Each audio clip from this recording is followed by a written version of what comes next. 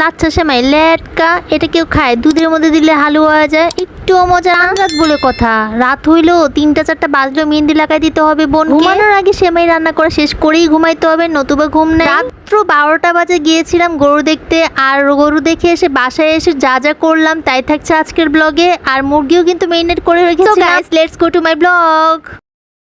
আসসালামু আলাইকুম এভরিওয়ান, কেমন আছো তোমরা সবাই? আলহামদুলিল্লাহ আমি ভালো আছি। আজকে রাতে কিন্তু এই যে কাঁকরোল ভাজা দিয়ে ভাত খাচ্ছি। মানে আমাদের বাসায় কিন্তু কাঁকরোলটা ভেজে সুন্দর করে ভুনা করে অনেক বেশি মজা হয়। আর সাথে কিন্তু গোস্ত রান্না করে ভাত খাচ্ছিলাম। আমি একটু দেরি করে ভাত খেয়েছি, কারণ গোস্তটা রান্না হয়েছে তারপরে খেয়েছি। কিন্তু আমার মা বোন সবাই কিন্তু ভাত খেয়ে নিয়েছে শুধু কাঁকরোল দিয়ে। মানে আমি একটু চালাকি করে চুপচাপ ছিলাম, মানে গোস্ত রান্না হলেই তারপরেই খাবো। আর এই যে দেখো আমার হাতে মেহেদি লাগা দিয়ে আসছিলাম, আর এটা কিন্তু শুকিয়ে গেছে, উঠিয়ে ফেলেছি। আর এখন একটু হালকা করে তেল লাগিয়ে নেবো যাতে মেহেদির রংটা গাঢ় হয়। আর আমি এখানে কিশমিশ আর বাদাম গরম পানিতে ভিজিয়ে রেখেছি যাতে ছিলতে সুবিধা হয়। বাদাম যদি গরম পানিতে ভিজিয়ে রাখো তাহলে খুব সুন্দর করে খোসাটা খুলে যায়। আর ওটাকে তারপর কেটে তারপরে আমি হচ্ছে কি দুধে দিয়ে দিব। এই দেখো আমার কাণ্ড, আমি সবসময় কিশমিশ গুলো এইভাবে কেটে দেই, যদিও আম্মু পছন্দ করে না, তারপর আমার ভালো লাগে। কিশমিশ একদম আস্ত থাকলে আমার কেমন যেন লাগে, সো মানে আমি খাই না, তো এর জন্য তোমরা যদি চাও কিশমিশটা কেটে দিতে পারো, খুব ভালো লাগবে। আম্মুকে বলেছিলাম যে বাসায় আসার আগে দুধটা গরম করে রাখতে, তো আমি 1 কেজি দুধ গরম করে রেখেছিলাম। আর এই দেখো গোস্ত রান্না করেছি, আর এটা দিয়ে আমি ভাত খেয়েছি। আর এখানে আমি পেস্তা বাদাম যেগুলো ভিজিয়ে রেখেছিলাম সেগুলো কিন্তু কেটে নিয়েছি। দুধটা যখন গরম করতে দিয়েছিলাম তখনই কিন্তু বাদাম আর কিশমিশটা দিয়ে দিয়েছি যাতে করে সিদ্ধ হয়ে যায় বাদামটা। আর এই পর্যায়ে আমি ভালো মতো দুধটাকে জাল করছি যাতে দুধের কোনো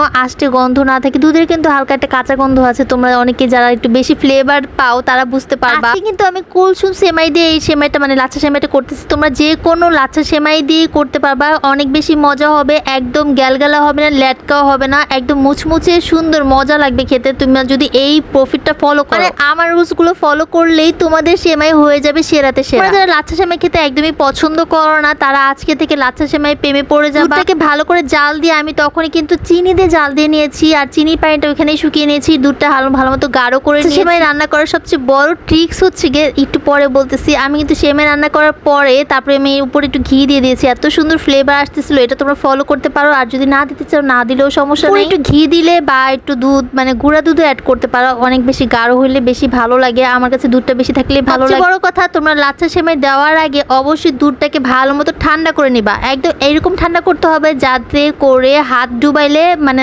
আঙ্গুলটা ডুবার মতো সহ্য করার মতো গরম মানে থাকে সেরকম। ঠিক রাত 3টা বা 4টা বাজে এই সময় আমার বোনকে আমি মেহেদি লাগিয়ে দিয়েছি। ছোট্ট একটা বোন, ওকে মেহেদি না লাগিয়ে দিলে হয়। সকালে উঠে আমি কাঁচামরিচ পেঁয়াজ এগুলো ব্লেন্ড করেছি, আর হচ্ছে গিয়ে আর এই যে এই মুরগিটা রান্না করেছি, এটা কিন্তু অনেক মজাদার হয়েছিল। এইটার রেসিপিটা তোমরা আমার একটা ব্লগে পেয়ে যাবা। আমার আম্মুর হাতে জর্দা সেমাই সেই লেভেলের মজা হয়। তোমরা যদি চাও তাহলে তোমাদের বাসায় পাঠিয়ে দিতে পারি।